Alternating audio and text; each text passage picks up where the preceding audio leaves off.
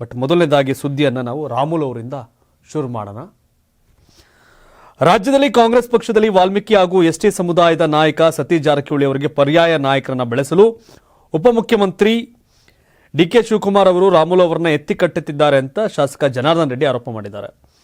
ಸುದ್ದಿಗೋಷ್ಠಿಯಲ್ಲಿ ಮಾತನಾಡಿದ ಜನಾರ್ದನ್ ರೆಡ್ಡಿ, ರಾಮುಲು ಪಕ್ಷ ಬಿಟ್ಟು ಹೋಗುವುದಾದ್ರೆ ಹೋಗ್ಲಿ, ಆದರೆ ನನ್ನ ಆರೋಪ ಮಾಡಿ ಹೋಗೋದು ಬೇಡ, ನನ್ನ ಮೇಲೆ ಆರೋಪ ಮಾಡ್ಕೊಂಡು ಹೋಗೋದು ಬೇಡ. ಅವರು ನಾನು 40 ವರ್ಷಗಳಲ್ಲಿ ಅವರಿಗೆ ಮಾಡಿರುವ ಸಹಾಯವನ್ನು ಬೂದಿಯಲ್ಲಿ ಹಾಕಿ ಎಲ್ಲವನ್ನು ಮರೆತು ಹೋಗುವುದಾದರೆ ಹೋಗಲಿ ಅಂತ ಡಿಕೆ ಶಿವಕುಮಾರ್ ಸತೀಶ್ ಜಾರಕಿಹೊಳಿ ಅವರನ್ನ ಮಣಿಸಲು ಹೇಗಾದರೂ ಮಾಡಿ ರಾಮುಲು ಅವರನ್ನ ಪಕ್ಷಕ್ಕೆ ಕರೆದುಕೊಳ್ಳುವ ಸಂಬಂಧ ಮಾತುಕತೆ ನಡೆಸ್ತಾ ಇದ್ದಾರೆ ಅಂತ ಜನಾರ್ದನ್ ರೆಡ್ಡಿ ಗಂಭೀರ ಆರೋಪವನ್ನು ಮಾಡಿದ್ದಾರೆ. ಪಕ್ಷ ಬಿಡೋದು ರಾಮುಲು ಅವರ ವೈಯಕ್ತಿಕ ವಿಚಾರ, ಹೋಗುವುದಾದರೆ ಅವರು ಹೋಗಲಿ, ಪಕ್ಷ ಬಿಟ್ಟು ಹೋಗುವಾಗ ನನ್ನ ಮೇಲೆ ಯಾಕೆ ಆರೋಪ ಮಾಡಬೇಕು ಅನ್ನೋದು ಜನಾರ್ದನ್ ರೆಡ್ಡಿ ಅವರ ಪ್ರಶ್ನೆ. ನಾನು ಭಗವಂತನನ್ನ ನಂಬಿದ್ದೇನೆ, ಕರ್ಮ ಯಾರನ್ನು ಬಿಡೋದಿಲ್ಲ ಎಂದಿದ್ದಾರೆ. ಮುಂದಿನ ದಿನಗಳಲ್ಲಿ ಎಲ್ಲಾ ವಿಷಯವನ್ನ ಸವಿಸ್ತಾರವಾಗಿ ಹೇಳ್ತೇನೆ. ಪಕ್ಷ ಯಾರ ಪರವಾಗಿ ಕೆಲಸ ಮಾಡುವಂತ ಸೂಚಿಸುತ್ತೋ ಅವರ ಪರ ಕೆಲಸ ಮಾಡ್ತೇನೆ. ನನಗೆ ನಾಳೆ ರಾಮುಲು ಪರವಾಗಿ ಕೆಲಸ ಮಾಡು ಅಂದ್ರೆ ಮಾಡ್ತೇನೆ.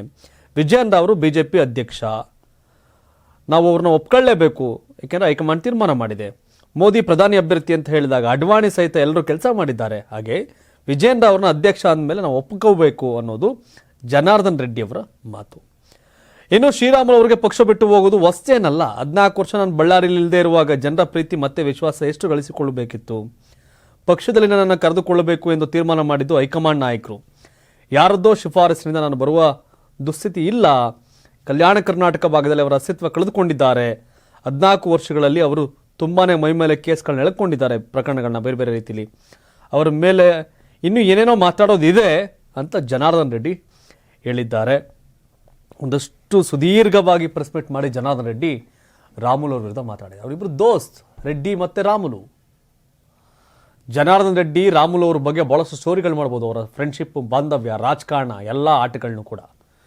ಸೊ ಈಗ ಜನಾರ್ದನ್ ರೆಡ್ಡಿ ತೊಂದರೆ ಕೊಟ್ಟವ್ರು ಕರ್ಮ ಬಿಡಲ್ಲ ಅಂತ ರಾಮುಲು ಅವ್ರಿಗೆ ಎಚ್ಚರಿಕೆಯನ್ನು ಕೊಟ್ಟಿದ್ದಾರೆ. ಸೊ ಈ ಮೂಲಕ ಸ್ನೇಹಿತನ ವಿರುದ್ಧ ಬಹಿರಂಗ ಸಮರವನ್ನು ಜನಾರ್ದನ್ ರೆಡ್ಡಿ ಸಾರಿದ್ದಾರೆ.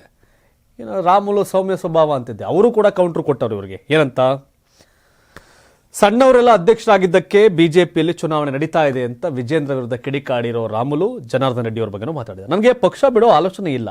ಒಂದು ವೇಳೆ ಅಂಥ ಪರಿಸ್ಥಿತಿ ಬಂದರೆ ಕೇಂದ್ರ ವರಿಷ್ಠರ ಜೊತೆ ಚರ್ಚೆ ಮಾಡಿ ಮುಂದಿನ ನಿರ್ಧಾರ ಕೈಗೊಳ್ತೇನೆ ಅಂತ ರಾಮುಲು ಎಲ್ಲಾ ವದಂತಿಗಳಿಗೆ ತೆರೆ ಎಳೆದಿದ್ದಾರೆ.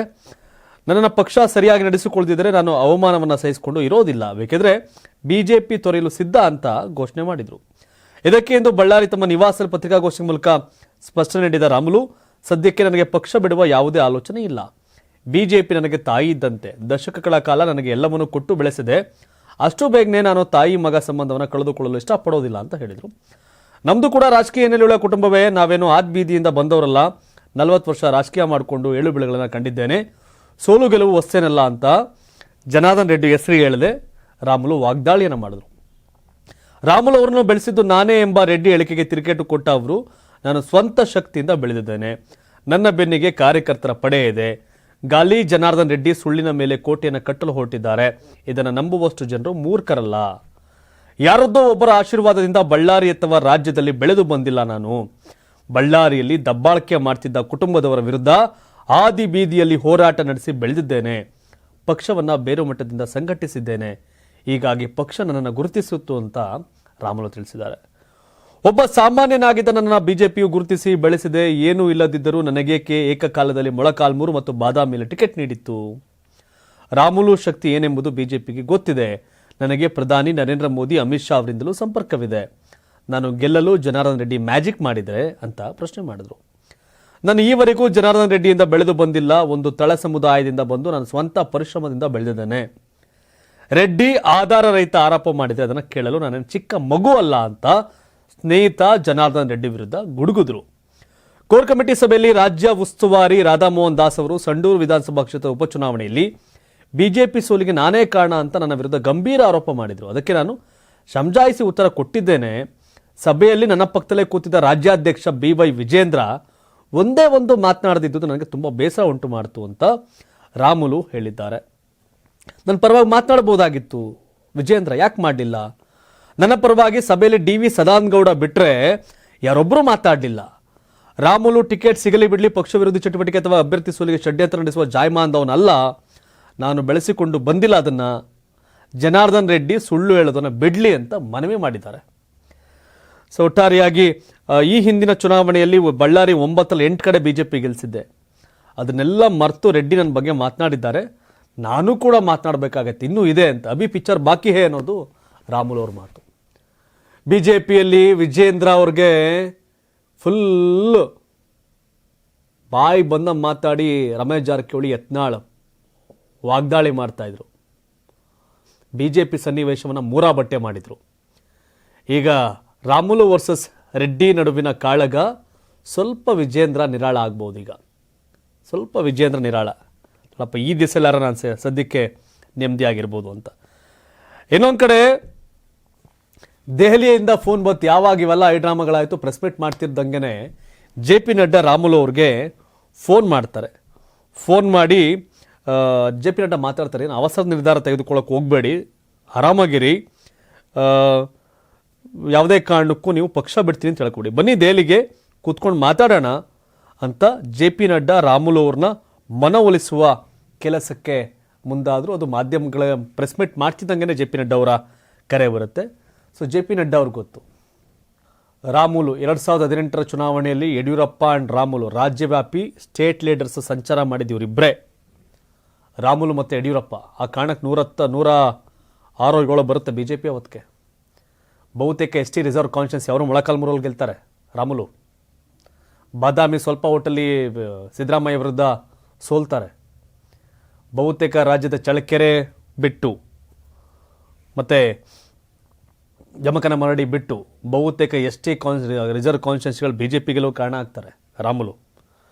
ತಂತ್ರಗಾರಿಕೆ ರಾಜಕಾರಣ ಗೊತ್ತಿಲ್ಲ ರಾಮುಲು ಅವ್ರಿಗೆ.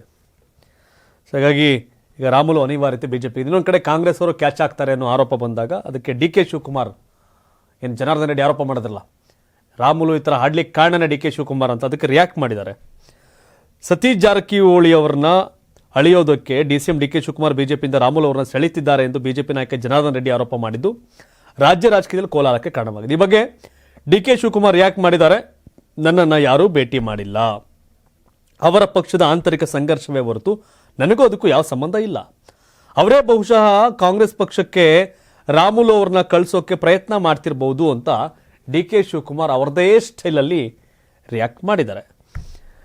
ಇನ್ನೊಂದು ಕಡೆ ರಾಜ್ಯದ ಬಿಜೆಪಿಯಲ್ಲಿ ಮತ್ತೊಂದು ತಟಸ್ಥ ಬಣವಾಗಿ ಏನಿತ್ತಲ್ಲ, ಬರೀ ವಿಜೇಂದ್ರ ಹಾಗೂ ಯತ್ನಾಳನ ಸಂಘರ್ಷ ಅನ್ಕೊಂಡಿರಲ್ಲ, ಇನ್ನೂ ಸೈಲೆಂಟಾಗಿ ಕೂತಿರೋ ಗುಂಪು ಈಗ ಸಭೆ ಮಾಡಿದೆ. ಅದು ನಿನ್ನೆ ರಾತ್ರಿ. ಯಾರು?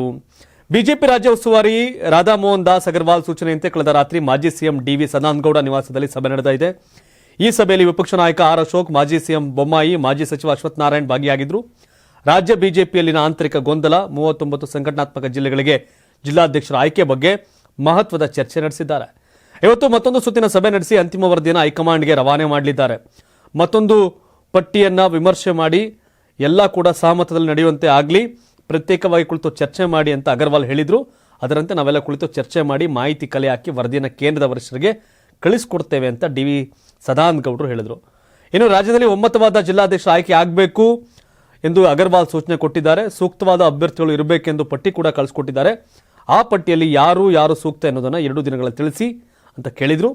ಜಿಲ್ಲಾಧ್ಯಕ್ಷರ ಆಯ್ಕೆ ಯಾರಾಗಬೇಕು ಅಂತ ಚರ್ಚೆ ಮಾಡಬೇಕು, ಹೆಸರುಗಳನ್ನು ಕೇಂದ್ರದ ನಾಯಕರ ಸೂಚನೆ ಮೇರೆಗೆ ಕೊಡ್ತಿದ್ದೇವೆ ಅಂತ R ಅಶೋಕ್ ಹೇಳಿದ್ದಾರೆ. ವಿಜೇಂದ್ರ ಅವರು ರಾಧಾ ಮೋಹನ್ ದಾಸ್ ಅವ್ರ ಸಭೆಯಿಂದ ಆಚೆ ಬರ್ಬೇಕಾದ್ರೆ ಭಾಳ ಸ್ಮೈಲಿ ಫೇಸ್, ಫುಲ್ ನಗ್ನಗ್ತಾ ಬಂದಿದ್ರು. ಯಾಕೆ ಅಂದರೆ ಯಾರೋ ವಿರೋಧಿಗಳು ಬಂದಿರಲಿಲ್ಲ. ಯತ್ನಾಳ್ ಬಂದಿದ್ರೆ ವಿಜೇಂದ್ರ ಅವ್ರ ಮುಖದಲ್ಲಿ ಆ ಖುಷಿ ಇರ್ತಿರ್ಲಿಲ್ಲ. ಯಾಕೆಂದರೆ ಯತ್ನಾಳ್ ರಮೇಶ್ ಜಾರಕಿಹೊಳಿ ಅಲ್ಲೇ ಮಕ್ಕೊಡ್ದಂಗೆ ಮಾತಾಡಿರೋರು, ಮುಖಾಮುಖಿ ನೋಡಿದೆ, ಯಾರಿಗೂ ಕೇರ್ ಮಾಡ್ತಿಲ್ಲ. ಸಭೆಯಲ್ಲಿ ಅವ್ರು ಏನಾರ ಬಂದಿದ್ರೆ ಸಂಘರ್ಷಕ್ಕೆ ಕಾರಣ ಆಗಿರೋದು. ಆಗ ವಿಜೇಂದ್ರ ಮುಖದಲ್ಲಿ ಆ ನಗು ನೋಡೋಕ್ಕೆ ಸಾಧ್ಯ ಆಗಿರಲಿಲ್ಲ.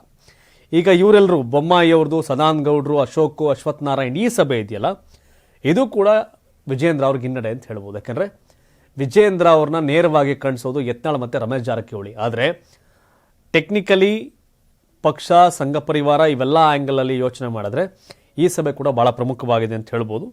ಬಟ್ ಬಿಜೆಪಿ ಮತ್ತಷ್ಟು ಮಗದಷ್ಟು ರಾಜ್ಯದಲ್ಲಿ ಅಧ್ವಾನ ಆಗೋಗಿದೆ ಅಂತ ಹೇಳಿದ್ರೆ ತಪ್ಪಾಗೋದಿಲ್ಲ. 84ರಿಂದ 50 kg ಬಂದೆ, ಆಮೇಲೂ ಸಣ್ಣಗೆ ಫಿಟ್ ಆಗಿದ್ದೀನಿ.